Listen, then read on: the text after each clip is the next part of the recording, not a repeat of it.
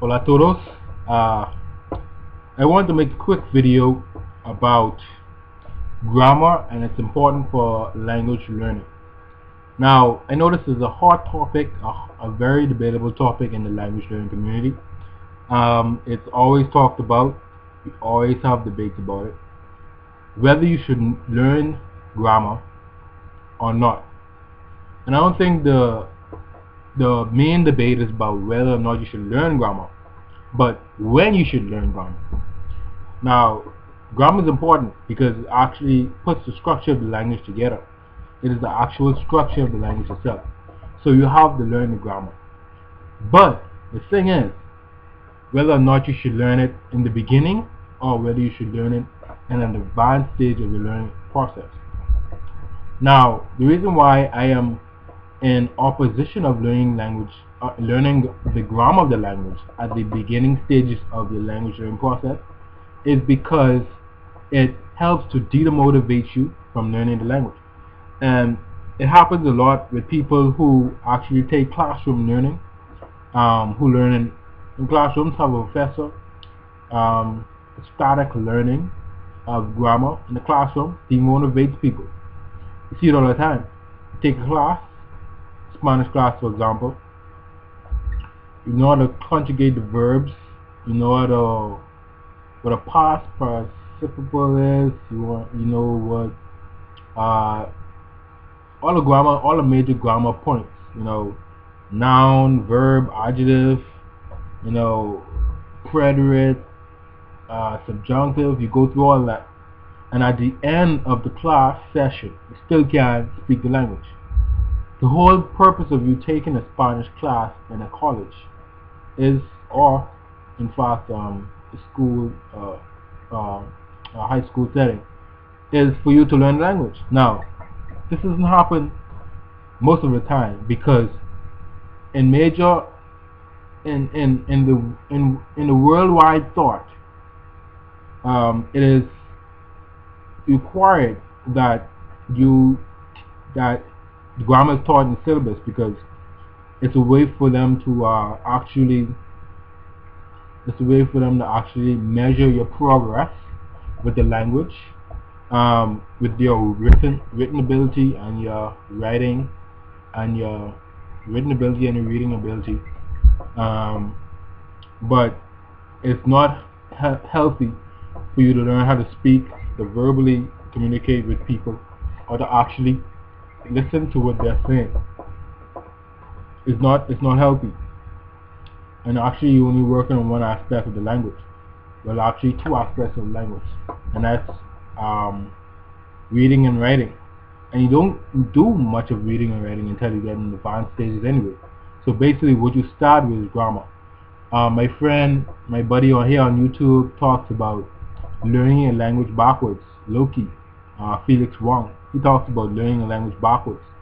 If you start with grammar in any language, you are in fact learning the language backwards.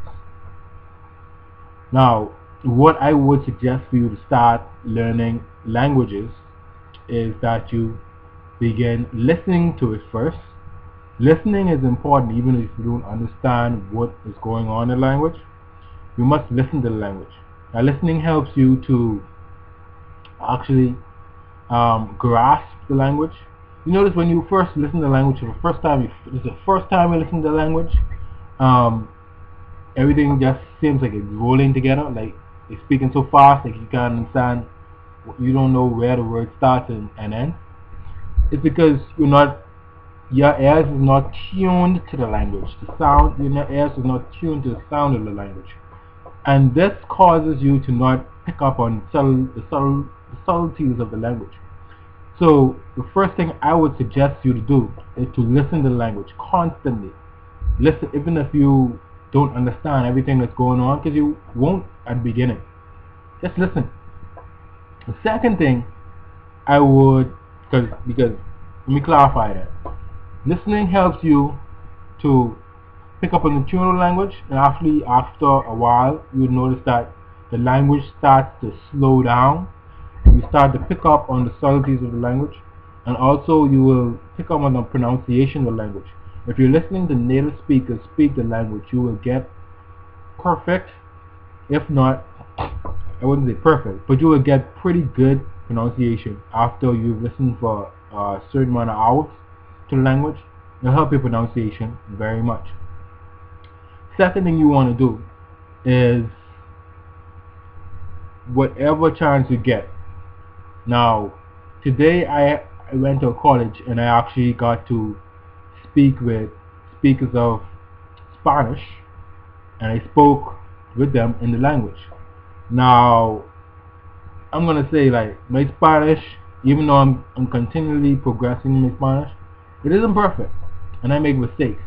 But the fact that I'm willing to overlook myself and be humble and branch out there and learn the language and speak with other people and give up the fear.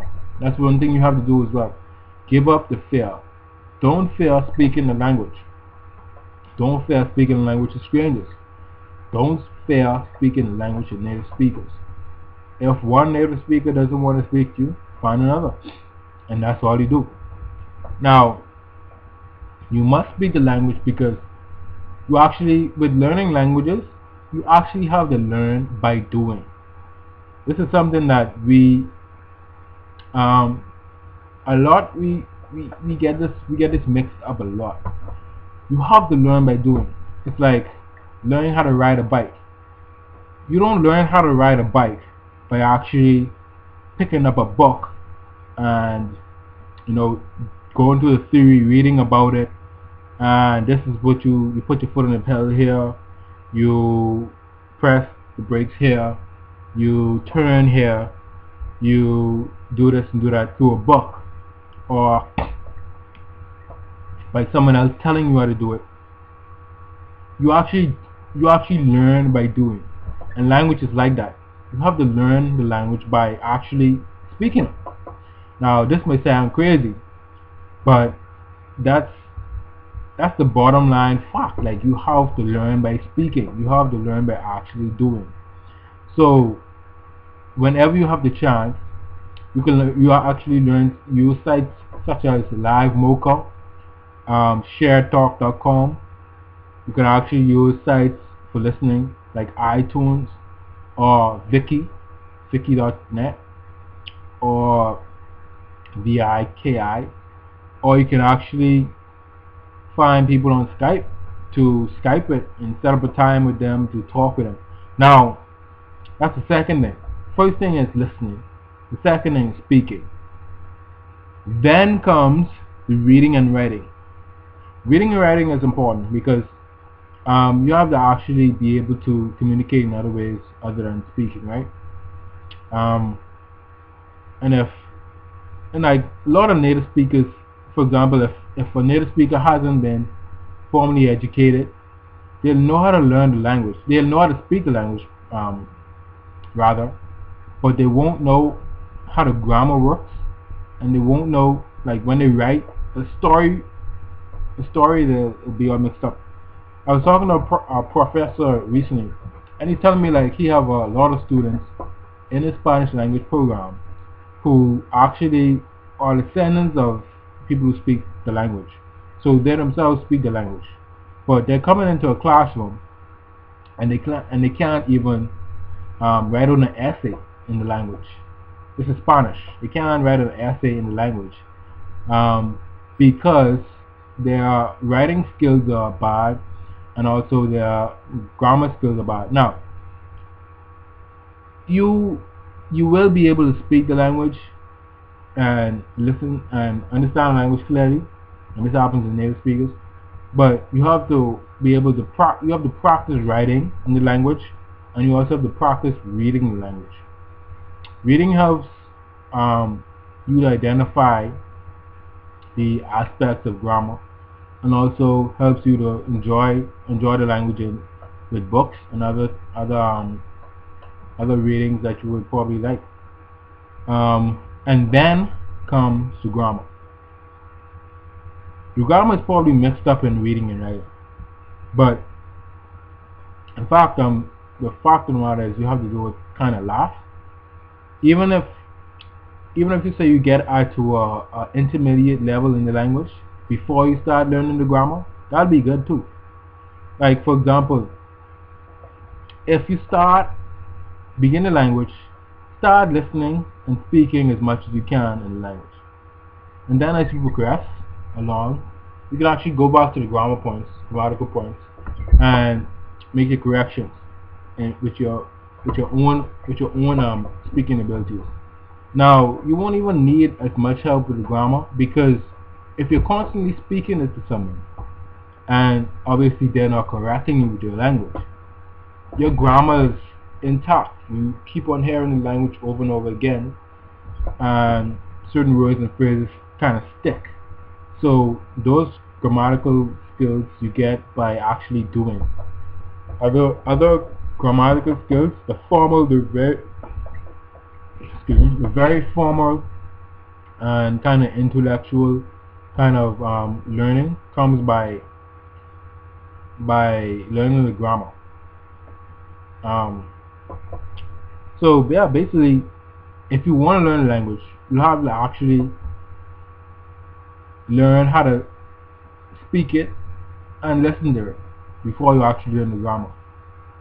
And it's important to do it that way, instead of actually learning the grammar before learning how to speak it, listen to it, read it, and write it.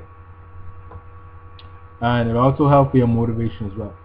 People become very demotivated because of their lack of confidence after they hear all these grammatical terms and phrases that they can put to their memory. And the grammar itself is kind of a language in itself, because if you have to learn a language, but you have to learn all these terms to be able to learn the language, maybe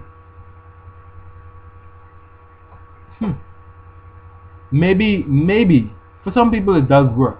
I know a lot of people, I won't call any names per se, but a lot of my colleagues here on YouTube in the language learning community, some of them learn with grammar, and that's okay. But for other people who are not, I would say, as gifted, well, everyone has to find their own niche. Everyone has to find their own way of learning language. But I would say, for the total beginner with the language, it is best to just learn words and phrases, listen to the language, and speak it as much as you can.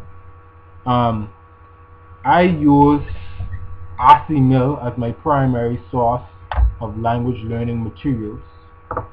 So that's what I'm going to suggest here. I suggest you go and purchase yourself a copy of any Mill for the language that you're learning. I have Spanish here. I have other Mill courses as well: Italian, German, French, Indonesian, many others. And it comes with a CD as well. And what I like about Mill is that you got the entire CD in the target language. No English is on that CD. Your native tongue won't be on that CD. So that is good for listening practice. And the exercises are good as well. I'm gonna probably make another video about this, but when learning grammar, you don't want to become demotivated in the very beginning.